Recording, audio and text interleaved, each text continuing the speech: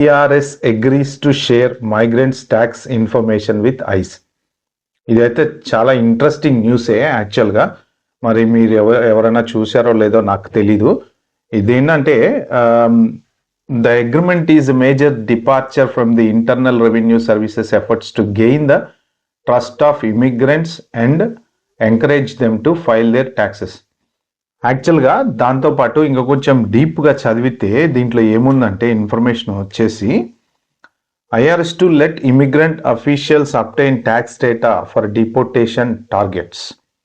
అంటే బేసిక్గా ఇప్పుడు నేను చదివిన దాని ప్రకారం నాకు అర్థమైంది ఏంటంటే డిహెచ్ఎస్ అఫీషియల్స్ బేసిక్గా ఈ డిహెచ్ఎస్ వాళ్ళు IRS కొలాబరేట్ అయ్యి ఎవరెవరు ట్యాక్స్ కట్టారు, ఎవరెవరు ట్యాక్స్ కట్టలేదు, ట్యాక్స్ కట్టకుండా ఎవరైనా ఉండుంటే జనరల్గా ఇంతకుముందు ఎలా ఉండేదంటే అన్డాక్యుమెంటెడ్ మైగ్రెంట్స్ కూడా ట్యాక్స్ కట్టడానికి అలౌ చేసేవాళ్ళు అనమాట. అంటే ఇల్లీగల్గా పనిచేసిన వాళ్ళు వీళ్ళు ఏ స్టేటస్లో ఉన్నా ఎలా ఉన్నా ఇంతకుముందు వాళ్ళు ట్యాక్స్ కట్టేవాళ్ళు, అలౌ చేసేవారు ట్యాక్స్ కట్టడానికి.